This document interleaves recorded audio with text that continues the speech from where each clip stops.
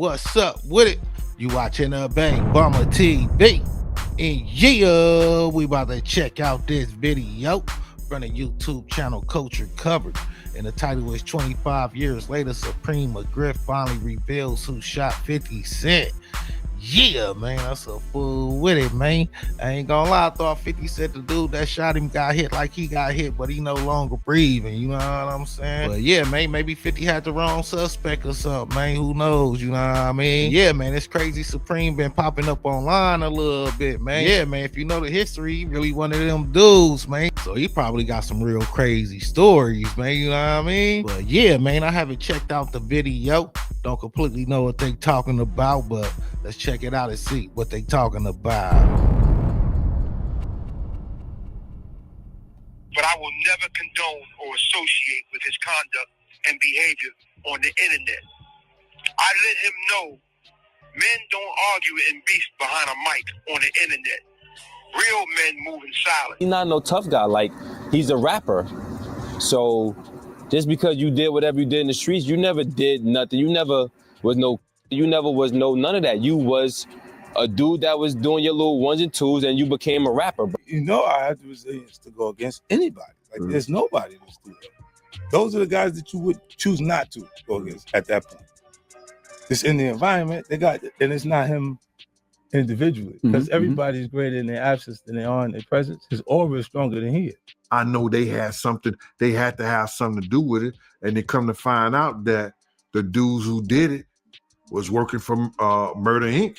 It's been 25 years, and the question that's been hanging in the air since 2000 has always been, who shot 50 Cent? For over 2 decades, we've only had rumors, speculation, and 50's own version of events. But now Supreme McGriff, the man many have linked to that hit, is finally breaking his silence from prison. But this isn't some closure moment. McGriff is talking now for a reason, and it's not because he feels guilty, it's about timing. It's about the narrative he wants to control. We different. We are masters of self-defense. If you ain't talking about positivity or growth and goals, keep your mouth shut. That goes for everybody. 50 Cent recently opened up about surviving the day that almost ended everything. May 24, 2000. A shooting in Jamaica, Queens left him hit 9 times and fighting for his life. Looking back, he says that moment didn't change him. It rebuilt him. It's what pushed him from the streets into the global spotlight. 50 talked about his mindset right after the incident, and he admitted music wasn't even on his radar at first, and all he thought about was survival, not fame. Music in 96, 2000, about to release an album. What happens? Oh, but I was shot 9 times. Yeah. And the album goes by and you're fighting for survival. Yeah, and it became a part of, it shifted my concept. Back then, 50 wasn't just fighting to recover. He was fighting to stay relevant. The industry wanted nothing to do with him. I ain't gonna lie, man. I wonder if 50 really got shot 9 times, man. I remember his baby mama came out and said he only got shot like 5 times or something, you know what I mean?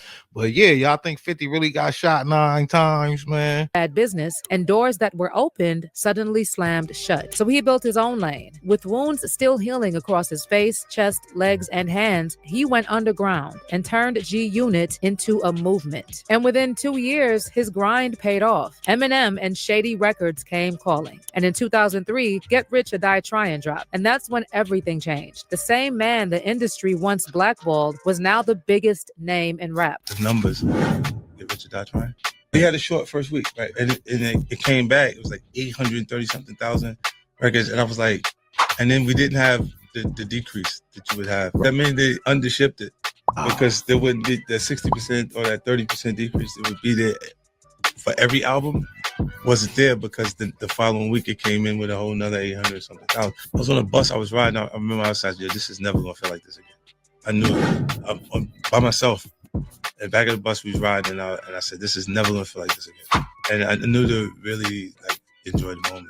But for all the fame and I ain't gonna lie, man. I don't think no rapper blew up like 50 Cent when he blew up. You know what I mean? He had a big buzz with them mixtapes and stuff. fortune that came after the The case still remains officially unsolved to this day, and there just have been so many suspects. You see, in the early 2000s, 50 Cent was an underground force. He was making noise with mixtapes, but nobody knew he was about to explode. Enter Murder Inc. Irv Gotti, Ja Rule, Ashanti, and the whole crew was running the game. But there was something about 50 that rubbed Irv and Ja the wrong way. And at the time, the industry was still feeling the effects of the East Coast, West Coast drama, even though that had technically slowed down. And then in 1999, Ja was robbed in Southside Jamaica, not by 50 himself, but by someone from his circle. At the time, Ja was Murder Inc.'s rising star, and 50 was just starting to get hype in New York. That same year, the tension spilled onto Wax. 50 dropped Your Life's on the Line, taking direct shots at Ja Rule. And things only got worse after that. The following year, 50 and Ja ran into each other at a nightclub in Atlanta. Words were exchanged, fists followed, and the two camps officially became enemies. Now fast forward to March 2000 and that infamous brawl at the Hit Factory studio in New York. Members of G Unit and Murder Inc. clashed, and 50 ended up getting stabbed during the fight. Murder Inc. rapper Black Child later admitted to it, but he said he was just defending himself because he saw someone pulling out a piece. After that, Irv and Ja claimed that 50 filed a protective order against them because of the stabbing, and they pushed that story for years. But court records later showed that 50 never filed for that protective order. The NYPD issued it automatically. And then, just weeks after the stabbing incident in May 2000, 50 was hit 9 times while sitting in front of his grandmother's house in Queens. It was a calculated move, and it nearly ended his life. But what's weird about this is that despite the fact that 50 lived to tell the story, the details of the attack have always been confusing. 50's version of is legendary. He says he was ambushed in broad daylight, hit 9 times, and somehow walked away with a new level of toughness. His whole persona became about surviving against all odds. A federal investigation later linked Queens kingpin Kenneth Supreme McGriff to the incident, and he allegedly plotted this in retaliation for 50's song Ghetto Quran, where McGriff's name was mentioned directly. McGriff was also a close associate of Irv Gotti, and their connection ran deep. In 2003, Irv and his brother Chris Gotti were indicted on federal charges for allegedly laundering McGriff's dirty money through Murder Inc. The case made headlines, but both brothers were acquitted in 2005. Tonight, music mogul Irv Gotti got a lift from his attorneys and a verdict that found him not guilty on all counts. Me and my brother never did anything. We never did anything. Only thing we was guilty of is being friends with and knowing somebody who was from our neighbor. After the verdict, the prosecutors walked out of the courthouse and would only say this: "We respect the verdict."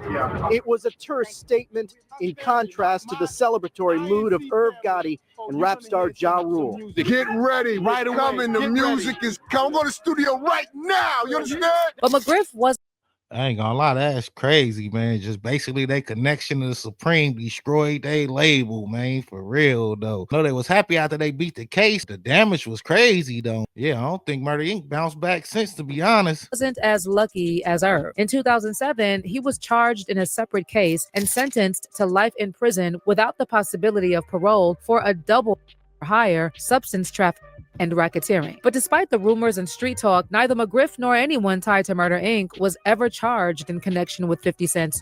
50 always claimed it was a calculated hit, but McGriff never spoke on it. He stayed silent for years. Now, was he keeping quiet out of loyalty, or was it just part of the game? Well, fast forward 25 years, and out of nowhere, McGriff decides to speak out. After years of silence, he decided to open his mouth, not to confess, but to tell his son, Kenneth McGriff Jr., to keep his mouth shut. This happened after Kenneth Jr. called out 50 Cent publicly, accusing him of building his success off his father's legacy and saying the McGriff family deserves royalties for it. But during an appearance on Ebro in the Morning, 50 brushed off the idea completely and said no one outside of the 5 boroughs even knows who Supreme McGriff is. But that comment didn't sit well with McGriff Jr., and he fired back on Instagram saying, "How can you say Preem is not the reason for your success? Your storyline in the industry was guy gets shot 9 times, he lives. That's like a movie script. So of course people are going to buy into your story. You were the underdog, but you were scared of them. You were scared of Jimmy. You were scared of my pops. You were scared of Lil' Kim's baby father. You were talking talking nobody knows Preem outside of the 5 boroughs, but when I go to different states, I get the red carpet. Preem and Jimmy Henchman are a major part of your story, bro. They helped catapult you to the next thing because your songs is trash. And that issue you did with Jam Master Jay, that was boo-boo. You really mad because Preem wouldn't F with you. McGriff Jr. also added in the caption, I can't even tag this clown because he blocked, but if Eminem and Dre didn't sign you, absolutely nobody would care about anything you did. The name of your album is called Get Rich or Die Trying. I never met somebody who bragged about getting hit. You need to thank Preem, Murder Inc., and Jimmy Henchman for making your storyline. You owe us 30% of all royalties, you donkey. Ebro didn't even ask him anything about Preem. That man lived rent-free. But McGriff Jr. didn't stop there. He later went off on 50 in an interview, calling him weak and saying he was never a street dude. He's not no tough guy. Like,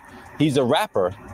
So just because you did whatever you did in the streets, you never did nothing. You never was no none of that. You was a dude that was doing your little ones and twos, and you became a rapper. And then after Irv Gotti That's funny because they be saying the same thing about him. Like, man, your dad was the dude and you was like a nerd in private school, allegedly. Man, how you gonna put your own image on somebody else? You know what I'm saying? Yeah, man, I really do think Supreme was like one of them dudes out there or whatever. But at the same time, I think 50 Cent made his name bigger too, though, man. passed earlier this year, McGriff Jr. again came for 50, blasting him for mocking Irv's death. But that's when the OG McGriff decided to step in and check his son, telling him to stop with the online back and forth and keep his mouth shut.